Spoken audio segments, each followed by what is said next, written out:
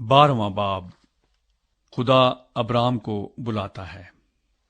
اور خداوند نے ابرام سے کہا کہ تو اپنے وطن اور اپنے ناطے داروں کے بیچ سے اور اپنے باپ کے گھر سے نکل کر اس ملک میں جا جو میں تجھے دکھاؤں گا، اور میں تجھے ایک بڑی قوم بناؤں گا اور برکت دوں گا اور تیرا نام سرفراز کروں گا، سو تو باعث برکت ہو۔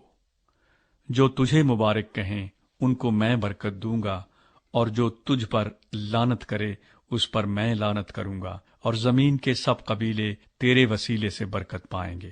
سو ابرام خداوند کے کہنے کے مطابق چل پڑا، اور لوط اس کے ساتھ گیا۔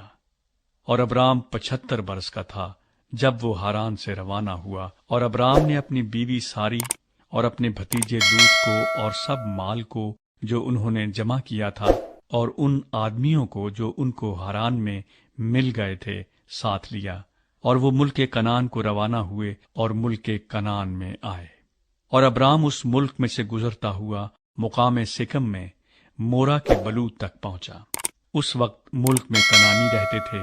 تب خداوند نے ابرام کو دکھائی دے کر کہا کہ یہی ملک میں تیری نسل کو دوں گا، اور اس نے وہاں خداوند کے لیے جو اسے دکھائی دیا تھا ایک قربان گاہ بنائی، اور وہاں سے کوچ کر کے اس پہاڑ کی طرف گیا جو بیت ایل کے مشرق میں ہے، اور اپنا ڈیرا ایسے لگایا کہ بیت ایل مغرب میں اور ای مشرق میں پڑا، اور وہاں اس نے خداوند کے لیے ایک قربان گاہ بنائی، اور خداوند سے دعا کی، اور ابرام سفر کرتا کرتا جنوب کی طرف بڑھ گیا۔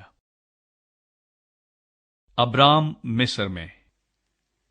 اور اس ملک میں کال پڑا، اور ابرام مصر کو گیا کہ وہاں ٹکا رہے، کیونکہ ملک میں سخت کال تھا۔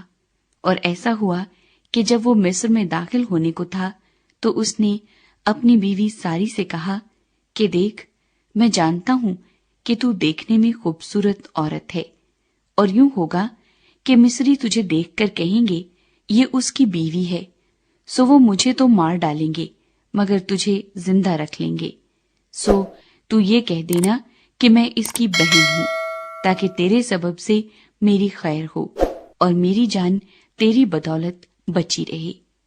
اور یوں ہوا کہ جب ابرام مصر میں آیا تو مصریوں نے اس عورت کو دیکھا کہ وہ نہایت خوبصورت ہے، اور فرعون کے امرا نے اسے دیکھ کر فرعون کے حضور میں اس کی تعریف کی، اور وہ عورت فرعون کے گھر میں پہنچائی گئی، اور اس نے اس کی خاطر ابرام پر احسان کیا، اور بھیڑ بکریاں اور گائے بیل اور گدھے اور غلام اور لونڈیاں اور گدھیاں اور اونٹ اس کے پاس ہو گئے۔ پر خداوند نے فرعون اور اس کے خاندان پر ابرام کی بیوی ساری کے سبب سے بڑی بڑی بلائیں نازل کی۔ تب فرعون نے ابرام کو بلا کر اس سے کہا کہ تو نے مجھ سے یہ کیا کیا؟ تو نے مجھے کیوں نہ بتایا کہ یہ تیری بیوی ہے؟